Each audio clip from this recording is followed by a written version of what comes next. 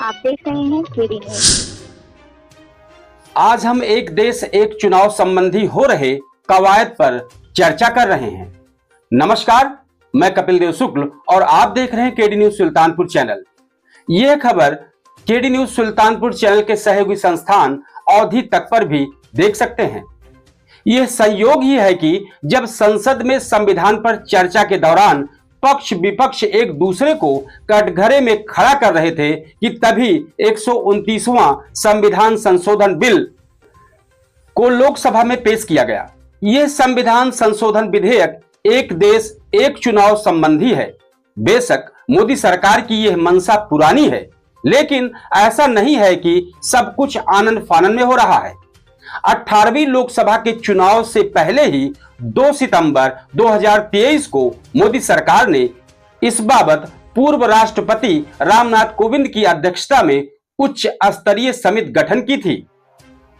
समिति ने 15 मार्च 2024 को 18,624 पृष्ठों की अपनी विस्तृत रिपोर्ट राष्ट्रपति द्रौपदी मुर्मू को सौंपी थी, जिसे 18 सितंबर को कैबिनेट ने मंजूर कर दिया।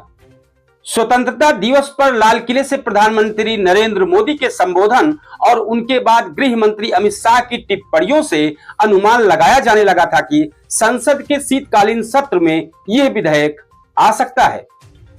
इसलिए यह अचानक नहीं हो रहा है। हाँ, सच यह भी है कि इस मुद्दे पर देश में गहरा राजनीतिक विभाजन है। मोदी सरकार के एक देश एक चुनाव के इरादे पर विरोध के स्वर उठते रहे हैं। जब कोविंद समिति बनाई गई तो तब राजनीतिक विरोध ज्यादा मुखर हुआ।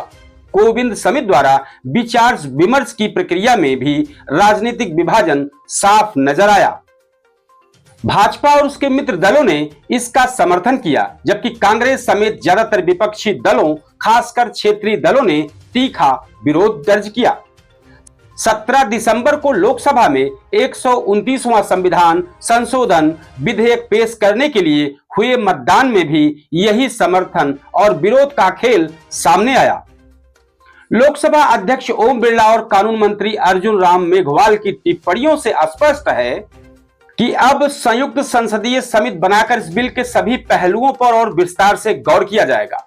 बहरहाल यह विडंबना ही है कि हमारे पिछले कुछ दशकों में हमारे राजनीतिक दल और नेता किसी भी मुद्दे पर गुण दोष के आचार चर्चा करने के बजाय अपनी पूर्व निर्धारित सोच के बंधक ज्यादा नजर आते हैं। एक देश एक चुनाव के दोनों पहलू हैं। सत्ता पक्ष का सबसे बड़ा तर्क यह है कि इससे चुनावी खर्च में भारी कमी आएगी और बार बार होने वाले चुनावों के समय लागू होने वाली आदर्श आचार संहिता से विकास कार्यों की बाधित होने की समस्या से बचा जा सकेगा। साथ ही चुनाव संपन्न कराने के लिए सरकारी कर्मचारियों और सुरक्षा बलों की तैनाती से उनके मूल काम पर पड़ने वाले असर से भी बचा जा सकता है। दूसरी ओर विरोध में विपक्ष के तर्क हैं कि लोकसभा और विधानसभा के चुनाव एक साथ कराना न सिर्फ व्यवहारिक दृष्टिकोण से चुनौतीपूर्ण है, बल्कि इससे देश के संघीय ढांचे पर असर पड़ सकता है। राज्यों की स्वतंत्र निर्णय लेने की क्षमता प्रभावित हो सकती है। यह भी कि लोकसभा चुनाव राष्ट्रीय मुद्दों और नेतृत्व के चेहरे पर लड़े जाते हैं, जबकि विधानसभा चुनाव राज्य के मुद्दों और नेतृत्व के चेहरे पर। ऐसे में क्या राष्ट्रीय मुद्दों के शोर में राज्य के मुद्दों और नेतृत्व गौर नहीं हो जाएगी? यह सवाल विपक्ष का है। साथ ही निकाय चुनाव में तो मुद्दों और नेतृत्व का और भी स्थानीयकरण हो जाता है। जाहिर है कि किसी भी पक्ष के तर्कों को सिरे से खारिज नहीं किया जा सकता है। वैसे एक देश में एक चुनाव का अर्थ यह हरगिज नहीं है कि एक ही दिन सारे चुनाव हो जाएंगे।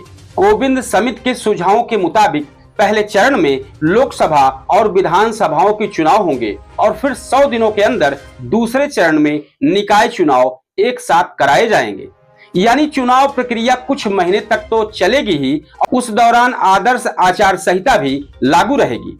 फिर भी हर 2-4 महीने के बाद कहीं ना कहीं चुनाव होने की जटिलता से बचा जा सकता है। यह समझाने के लिए भी किसी बड़े गणितज्ञ की जरूरत नहीं है कि इससे चुनाव खर्च काफी कम हो जाएगा। जहां तक सवाल संघवाद पर खतरे और राज्यों की स्वतंत्र निर्णय संबंधी क्षमता प्रभावित होने की है, तो विरोध कर रहे राजनीतिक दल और नेता भुला देना चाहते हैं कि 1967 तक भारत में लोकसभा और विधानसभा चुनाव साथ ही होते रहे हैं। उसके बाद ही यह प्रक्रिया भंग हुई। तत्कालीन प्रधानमंत्री श्रीमती इंदिरा गांधी द्वारा लोकसभा चुनाव निर्धारित समय से पहले कराने के फैसले में भी इसमें बड़ी भूमिका निभाई गई। कांग्रेस की वर्चस्व को चुनौती देने के लिए गैर कांग्रेसी दलों में भी 1963 से ही शुरू हो गई। तालमेल की कवायद का परिणाम यह निकला कि 1967 में कुछ राज्यों में संयुक्त विधायक दल सरकारें बनी।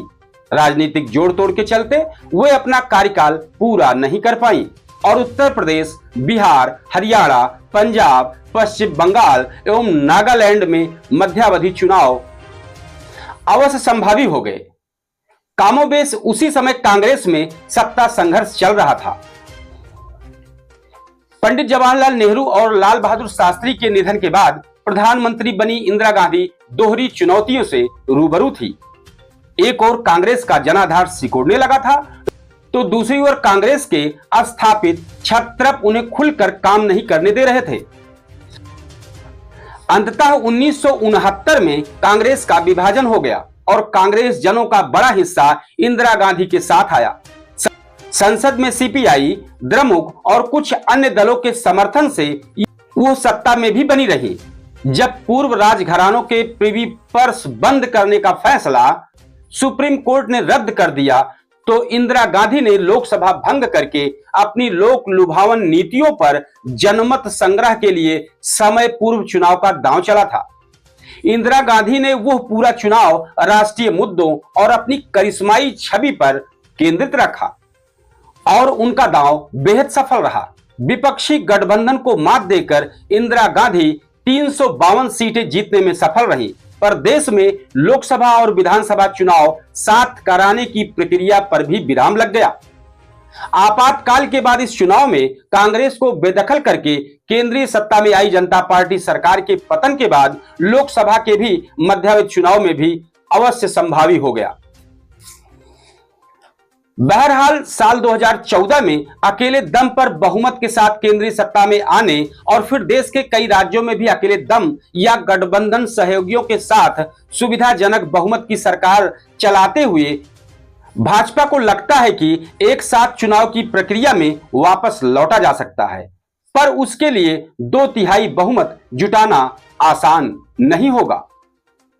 आप इस तरह की तमाम खबरें देखने के लिए हमारा केडी न्यूज सुल्तानपुर और अवधि तक न्यूज चैनल को सब्सक्राइब करें। जय हिंद।